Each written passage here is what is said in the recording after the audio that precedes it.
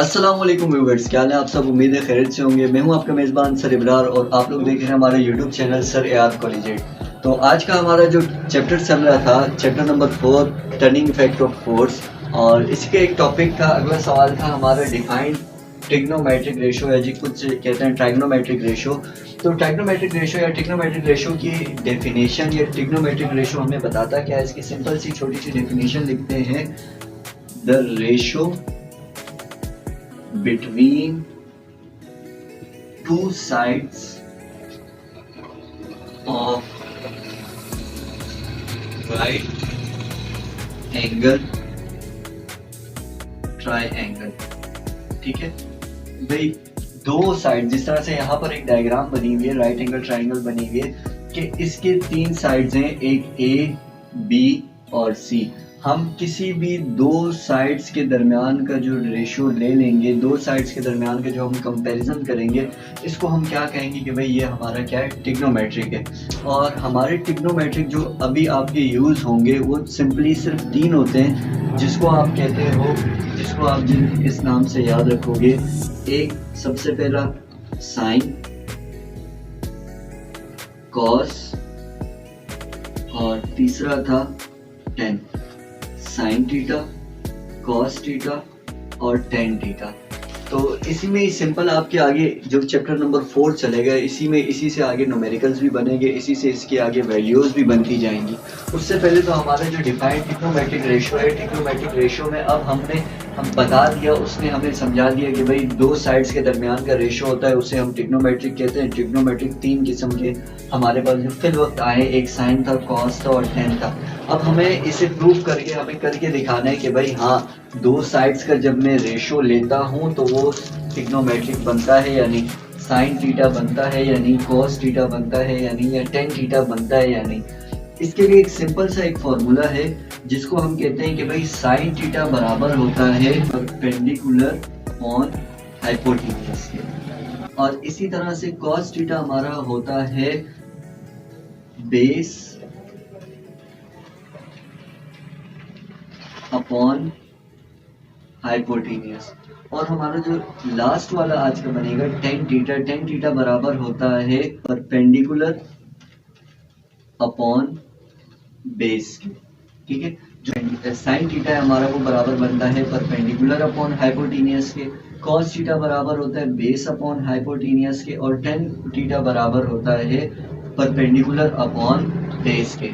तो अब हमने यहाँ तक तो उसने हमें बता दिया कि भाई ये चीजें, या साइन थीटा किसके बराबर था, कॉस और टेन।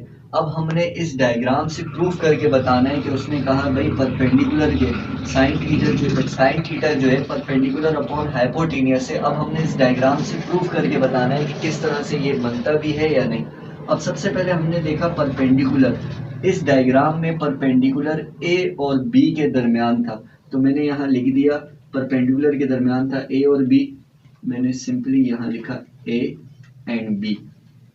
फिर हमने देखा नीचे था हाइपोटेन्यूज, हाइपोटेन्यूज के पास क्या चीज बन रही थी, बी और सी, हमने यहाँ लिख दिया बी एंड सी। अब सेकंड था हमारा कॉस थीटा, कॉस थीटा बराबर होता है बेस, बेस के पास क्या था, ए सी।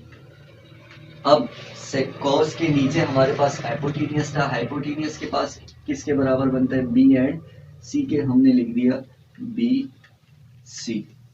अब लास्ट था हमारा टेन थीटा, टेन थीटा किसके बराबर होता है, परपेंडिकुलर, परपेंडिकुलर था हमारा ए एंड बी, यहाँ लिख दिया ए, ये आ गया बी।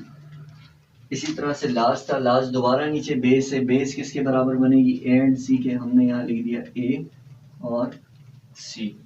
तो बेटा इसी तरह से साइन थीटा का प्रूफ हुआ कि साइन थीटा परपेंडिकुलर के बराबर है। फिर हमने इस डायग्राम से मैच करके देखा, हाँ परपेंडिकुलर, परपेंडिकुलर क्या था, ए और बी का, तो हमें पता लग गया कि हाँ ये साइन थीटा करेक्ट है, कि क्योंकि इसके साइन थीटा के पास ए और बी है, ए और बी के पास क्या आ रहा है, परपेंडिकुलर।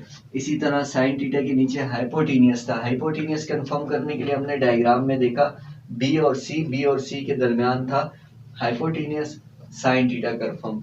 और इसी चीज को याद करने का एक आसान तरीका था, हमारे टीचर हमें बताते थे कि साइन थीटा अपॉन, जिस तरह से अभी अगर मैंने किया याद करने के लिए एक सिंपल और बेहतरीन आसान सी ट्रिक है कि भाई साइन थीटा बराबर होता है परपेंडिकुलर अपॉन हाइपोटेनियस के। ये बार बार करने में थोड़ा डिफिकल्ट पड़ जाता है, तो एक छोटी सी शॉर्ट ट्रिक है, इसको आप याद कर लें कि भाई साइन का पहला लफ्ज था एस, पी परपेंडिकुलर का पी और हाइपोटेनियस का एच। तो हमने इसका आसान ये याद किया कि सलमा परे हट, सी से कार, बी से बेकार, हाइपोटेनियस का एच था है। और तीसरा था टेन थीटा। टेन थीटा किसके बराबर था? परपेंडिकुलर अपॉन बेस के टी से टांगे, पी से पर, बी से बेड। सलमा परे हट, कार बेकार है, टांगे पर या टांगों पर बेड। इसी तरह से कि इसकी इंग्लिश में मिसाल है तो वो थोड़ी और फिर डिफिकल्ट हो जाएगी। ये इजीएस्ट तरीका है और आसान तरीन तरीका है इस ट्रिग्नोमेट्रिक को याद करने का कि सलमा परे हट, कार बेकार है और टांगों पर बेड। इस तरह से आप ये एक छोटा सा जो रेशो निकालने का तरीका है इजीली आप याद भी कर सकते हैं और जहन में भी बैठ जाता है। और कोई भी चीज़ जो है अगर हम एज अ फन पर थोड़ा सा लेकर जाकर उसे अगर प्रैक्टिस करें तो इजीली याद हो जाती है, या उसकी हम कंपेयर करके कोई एग्जाम्पल करके। तो इसकी आसान तरीन एग्जाम्पल है, इससे आपको इंशाल्लाह आसानी से याद होगी। इसी के बाद इनके रेशोज़ भी आते हैं, तो वो आप इजीली कैलकुलेटर से, अगर आप कैलकुलेटर, एक छोटी सी ये एक्स्ट्रा बात है कि आप अगर कैलकुलेटर यूज़ करते हैं तो सिंपली आप कैलकुलेटर में साइन के बटन तो लाजमी, आप कैलकुलेटर जब देखेंगे यही मेन कीज़ के दरमियान ही काउंटिंग के नंबर्स के ऊपर ही आपको मिल जाएगा साइन। आप साइन दबा कर, और साइन के रेशोज़ भी बनते हैं जिस तरह से साइन 60 है, 30 है, 40 है, 45 है, 90 है।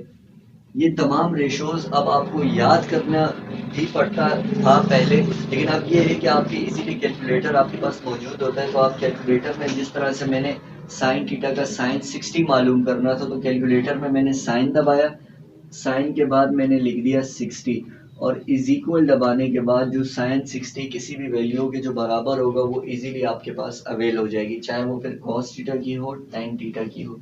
तो इन तरीके से आप इनके रेशो भी निकाल सकते हैं और आसानी से इसे समझ भी सकते हैं।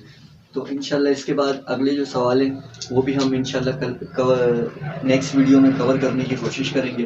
तो हमारी इस मेहनत पर लाइक, शेयर एंड सब्सक्राइब। अल्लाह हाफ़िज़।